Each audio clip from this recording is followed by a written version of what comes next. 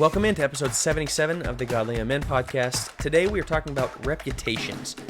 Your reputation matters, and I realize this is a podcast for 15 to 25-year-olds. We've always said that. This is something maybe you're not thinking of from 15 to 25 about your reputation. It's not on your mind a lot. Not on your mind. You know the 80-year-old gentleman that's got a great reputation in the neighborhood, or the guy at church, the 60-year-old he's got a stellar reputation, or the bad guy at work or whatever, maybe that's in his 40s. It's like, he's got a drinking problem, right? He's kind of got that reputation. So reputations a lot of times can be that's really far off. That's decades, and we'll kind of figure out the reputation as we go.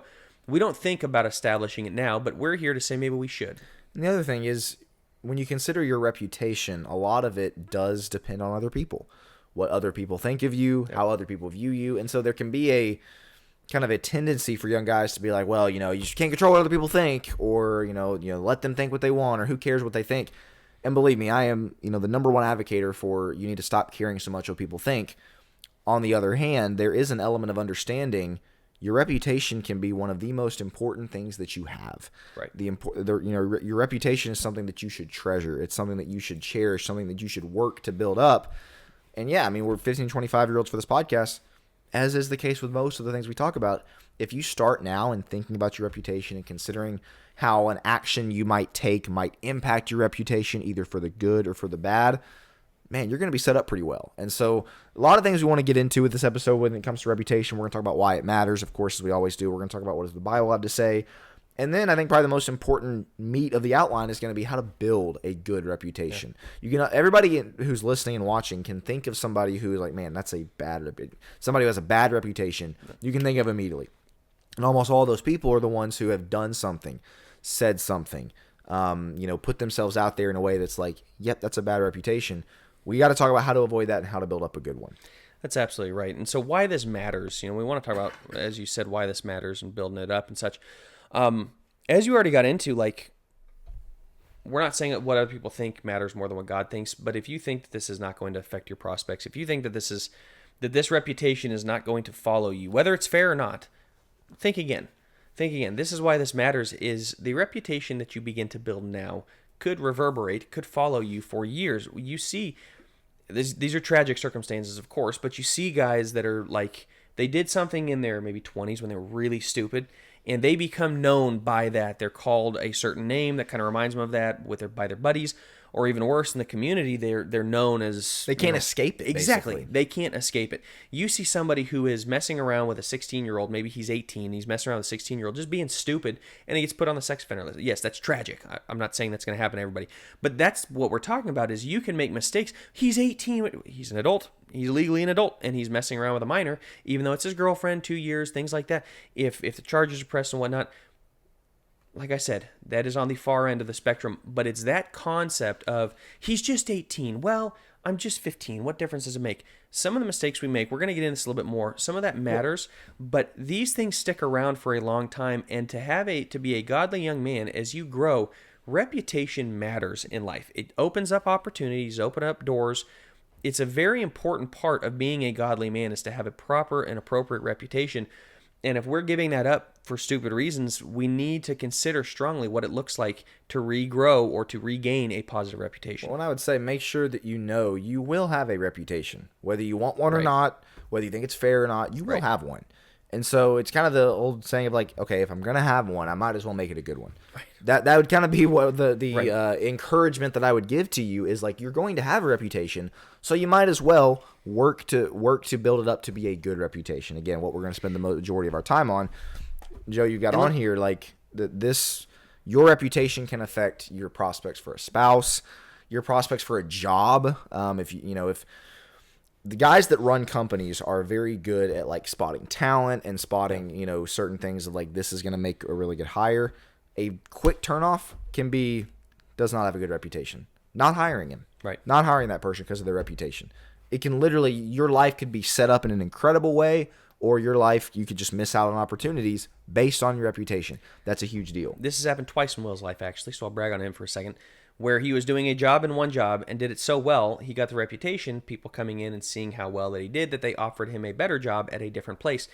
And he moved up and made significantly more in both locations for that reason, because his reputation preceded him. People were able to see his reputation was really, really solid in the job aspect, and so his job prospects changed because of the reputation that he had with the friends that you hang out with the friends is a big one. Like if you get a reputation, man, that guy's a really good friend. That's great. That's a great reputation to have. Or if he's the bad guy, then the friends that you're going to attract, you're going to find the druggies and you're going to find the real rotten apples gravitating toward you, because that's kind of your reputation, is maybe you kick it with those guys. Let's make sure that we realize the opportunities and prospects in our lives will be drastically altered or changed or ruined based off of our reputation. So that's why this matters. We're going to start off. We always try to start off with, in each episode, why are we even talking about this? Why does this matter? Because a godly young man ought to have a reputation that's fantastic. And that brings us to scripture that actually talks about this.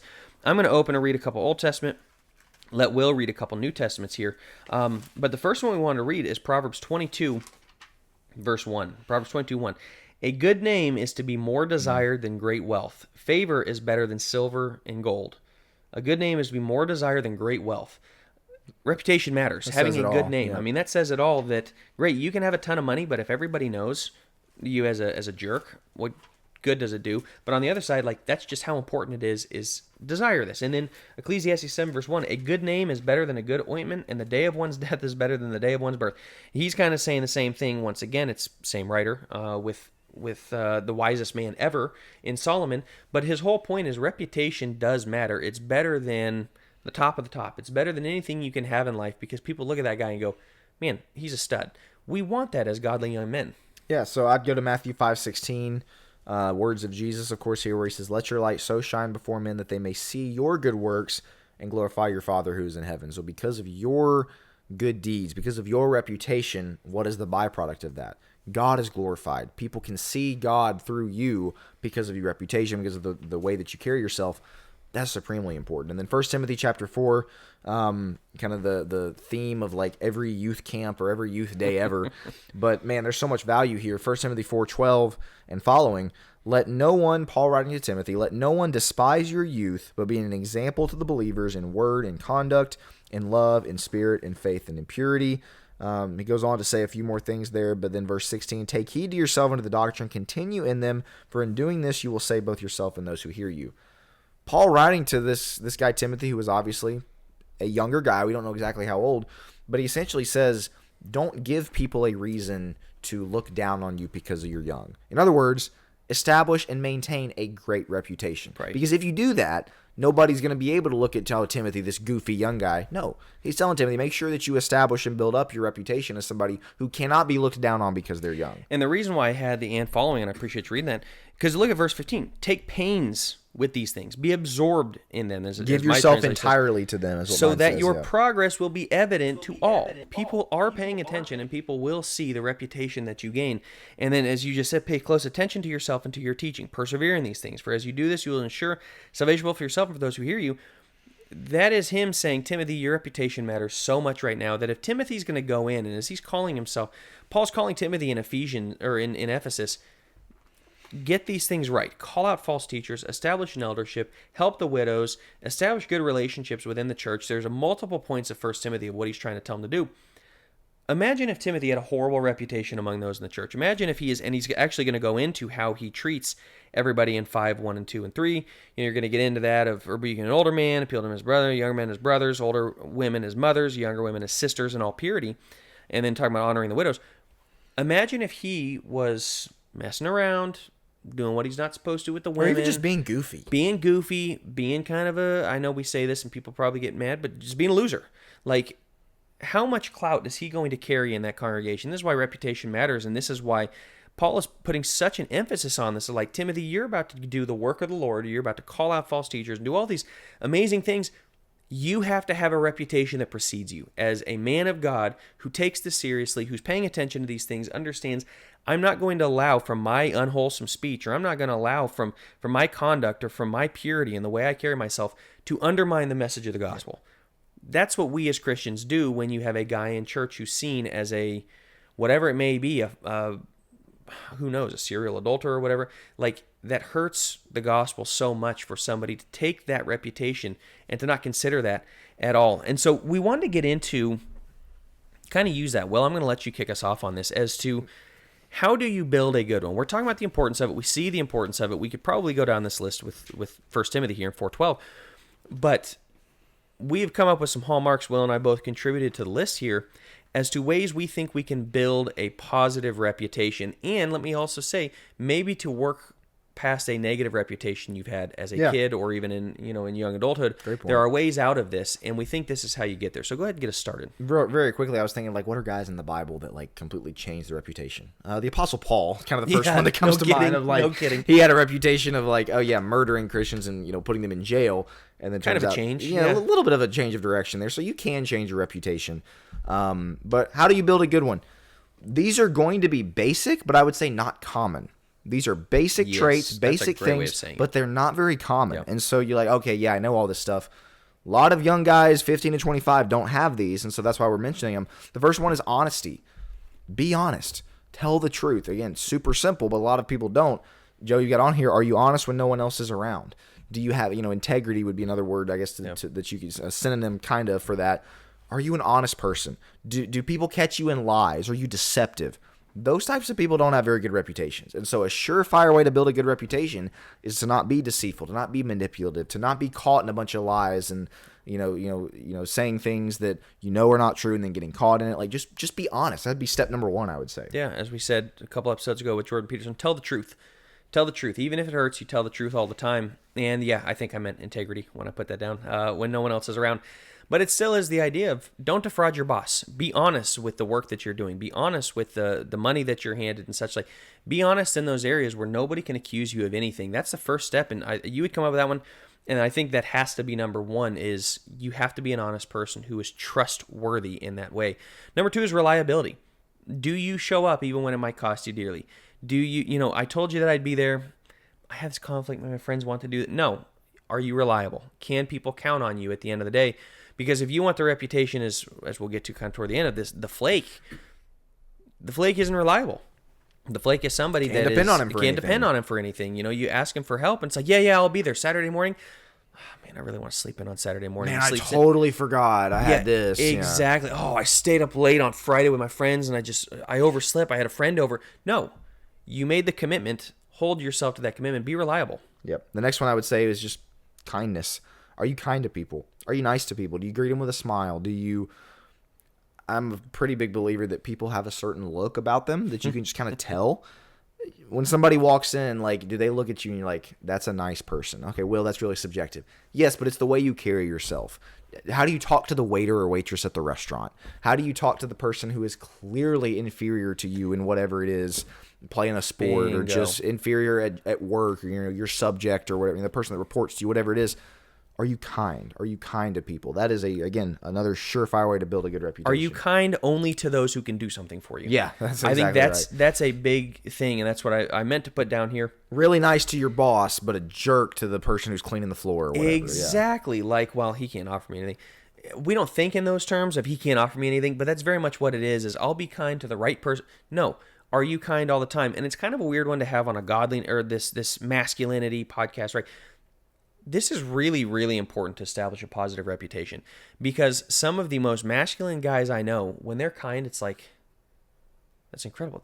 He's one of the most kind and gentle men that I know, but he could also beat me to death if he ever wanted to. Like, there is such a stark contrast in that of he's kind, and I know I can trust him in that kindness that he's not going to work me over here and to take advantage of me in some way. He's going to be honest. He's going to be reliable, but he's really going to be kind to those that are around him. He's going to be kind to his wife and kids. He's going to be kind to the people that can do nothing for him, that it costs him a lot to do so. That's what kindness is as a man of God. Number 4 is determination. Somebody who sets their mind to something and does it. I mean, they are determined to... They get stuff done. Yes, they get stuff done. They set goals, and they're determined to get it, and they don't allow anything to really get in the way of, well, I did set that goal, but...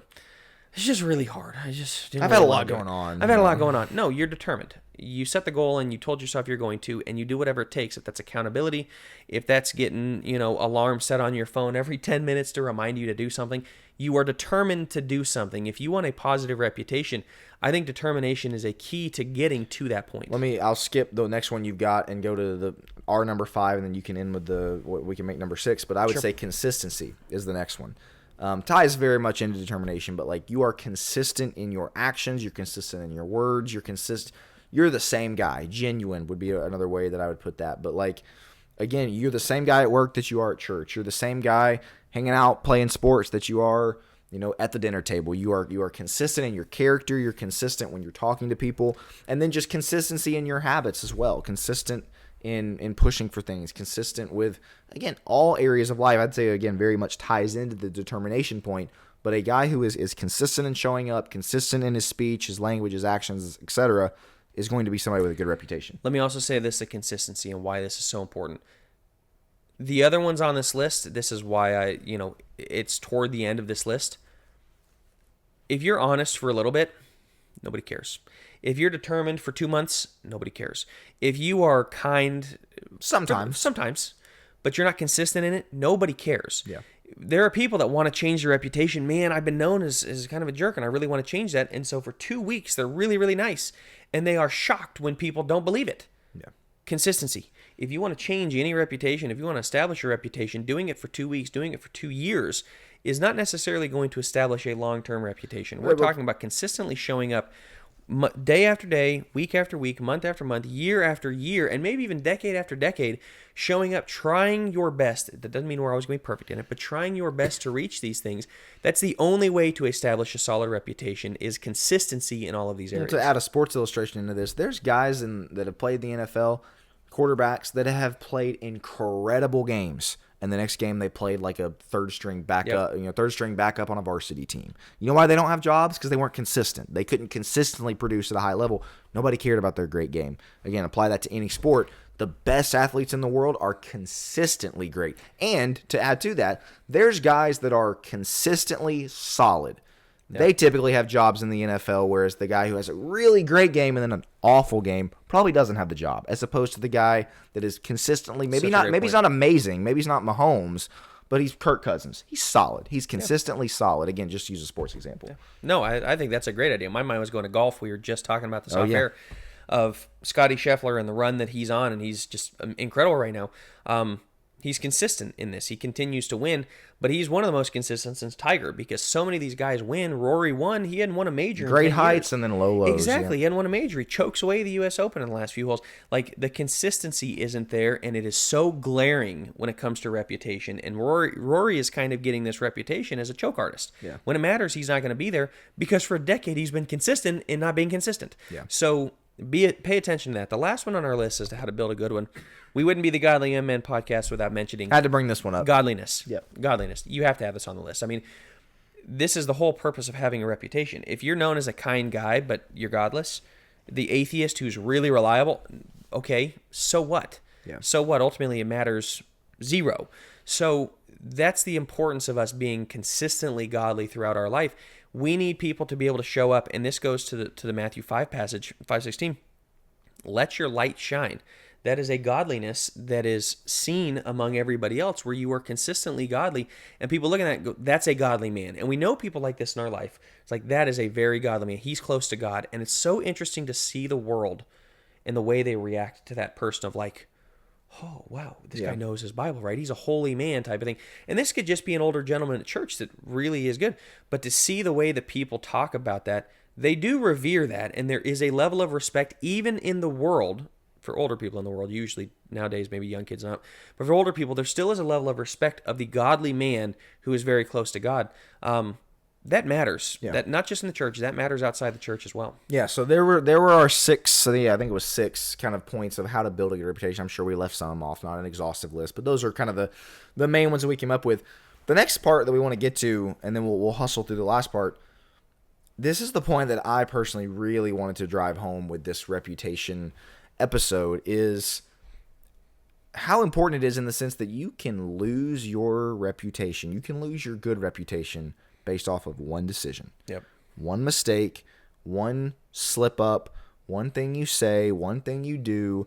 As long as it takes to build up a good reputation, it can come crashing down based on one decision. There was a video I actually just watched. I just heard about this, and I think this is why it was in my mind for this episode, of a guy. He was a CFO for a company. I'm sure you've heard of this. He was a CFO. I think his name was Adam Smith. He was a CFO for some medical equipment company, making $250,000 a year, living in his dream house, married with kids, like pretty young guy.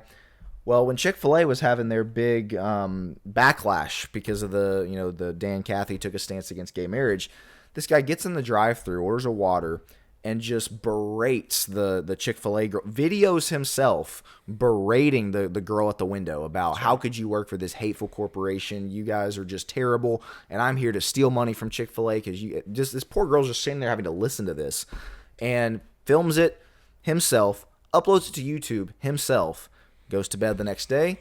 Next day gets to work, gets called into his office, and is fired on the spot. Because the video went viral. Everybody knew this guy's name. They knew what company he worked for. They fired him based off of that reputation. However, guess what? He never, at least the point where this video was made, he could not get another job. Literally could not. People would bring him in for interviews. They'd recognize his name and send him packing. They would not hire him. He tells the story. There's one time he did get hired, didn't bring it up what happened. 2 weeks later, they found out that he was the guy from this video, fired him instantly. One mistake, one rough spot. Guy's making $250,000 a year, living in his dream house, and then this video again. It's on YouTube. Now he's on food stamps. He's in a very rundown house. One decision, one mistake, one very bad decision to berate this poor, to chew out this poor girl working at Chick-fil-A cost him everything. That's how important your reputation is. And there's a lot more examples Joe's got on here, but you see this a lot. Oh, yeah. I mean, I just put a few examples just in the general, the mega church preachers, how many of those were caught on Ashley Madison. The sex scandals, or the sex scandals or whatever it is, where, like, your reputation matters so much, and in this one mistake where you go out and you do one bad thing, like, and a lot of these guys, it's years of kind of cutting corners and making bad mistakes, and then it comes out. But you see politicians the same way. They make one mistake, and it follows them. Athletes, one mistake. Sometimes it's several mistakes. But you can be known by this. I think of, what's his name? Was it Buckner?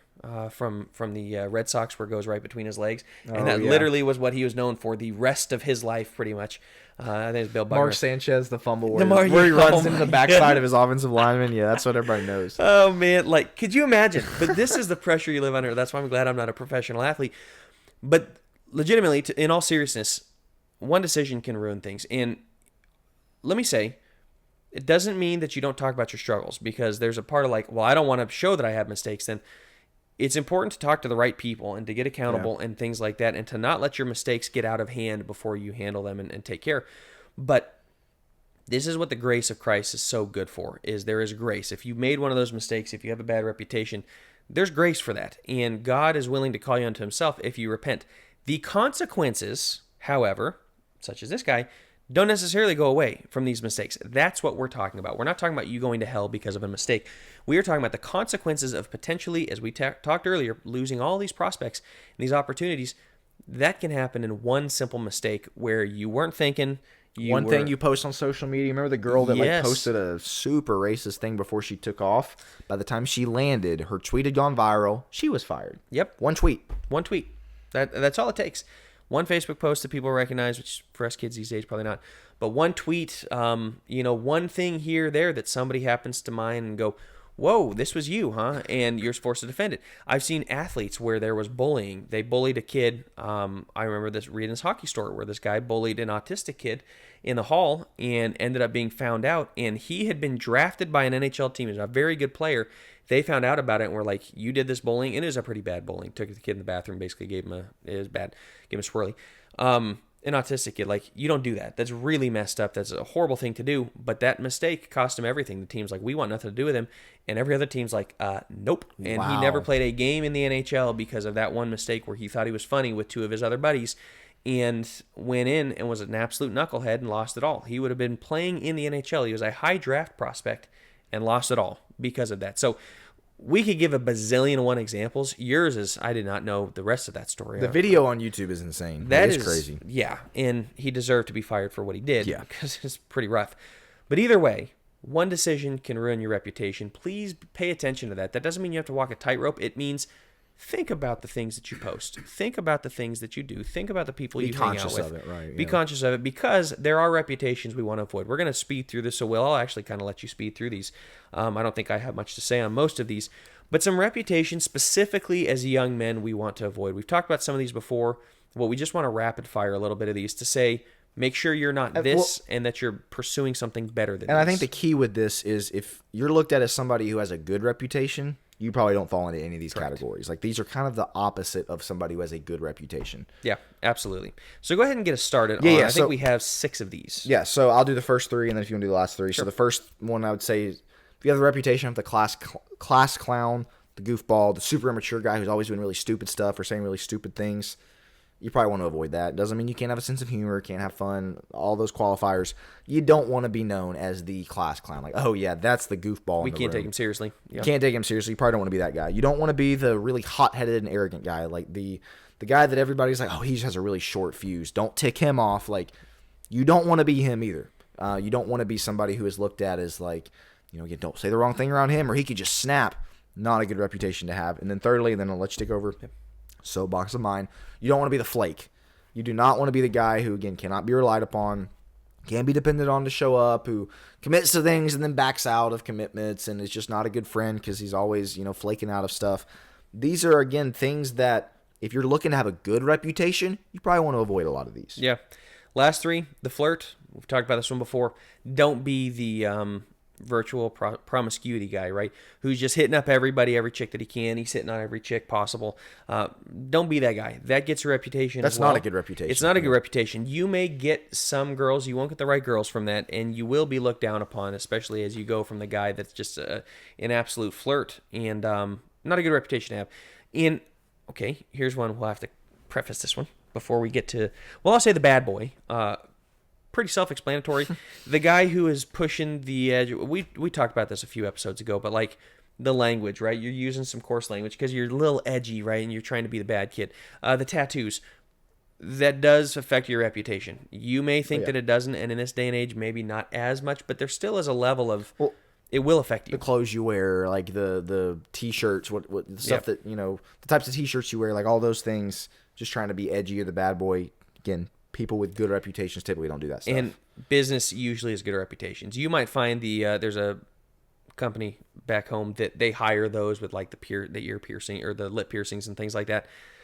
They're one of very, very few. Most respectable companies are like, nope, no thank you. We'll go down to the next guy who looks clean cut and is very respectable. That matters. The last one, the reputation to avoid, is kind of the winsome good boy who is super mealy mouse, doesn't really, this is a difficult one. We've talked about this one before, but just the guy that kind of never stands for anything, and he's friends to everybody, and he's really, really nice, but he's never... There's no substance. There's just no substance to him, right? Yeah. He's just a chameleon. There's no substance, but he's really nice. He's kind. He's nice. He's a good boy, right? You kind of pat him on the head. You really don't want that reputation either, because then if you ever do feel the need to take a stand, it's like, what? Where is that coming from? I've never seen this side of you. You don't want that. You want to be a guy who stands for himself and who knows who he is and doesn't have to be a chameleon, doesn't have to be the good boy who just gets patted on the head. So you don't want to be the bad boy. You don't want to be the good boy, and people go, what boy do I need to be? Just be yourself. There you go. Be yourself. Yeah. Is what we're saying. And hopefully that is a godly boy, I guess we could say, to make it cheesy. But yes, avoid these reputations. And it's very important. Yeah. This concept of a reputation, you will build it up. Hopefully you will continue to build it up through these things, the reliability, the kindness, the determination, all those things. Just make sure that you don't, and it doesn't even have to be necessarily like the Chick-fil-A guy that I mentioned. That was a kind of a malicious thing to do. Like he planned to do that. It was rough. It could also just be a stupid decision. Like just not necessarily malicious. You're not trying to hurt anybody, but it's just, there's countless teenage stories of people that are just kind of doing dumb things that really damage your reputation. And so I guess our main piece of exhortation with this episode is just be conscious of it. Be mindful. Think about what is your reputation. What are things that you are doing or might eventually do that could lead to you having a good reputation or a bad reputation. And just consider it, because if you're thinking about it at 17 years old, that's a really good sign. And if these are areas that you kind of need to work on, improve, like I really need to be more reliable, or I need to be kinder to people, that would be our encouragement as well, is look for those areas to improve on. That's a great wrap up. You will positively affect the church having a positive reputation in the community and those around you. It will have a positive effect. Maybe not today. Delayed gratification. We talked about this last time. but it will absolutely make a difference. So Will wrapped us up great. We're going to wrap right there. This has been episode 77, I believe, correct? 77, man, of the Godly Young Men podcast. We will talk to you again next Tuesday. Thank you for listening.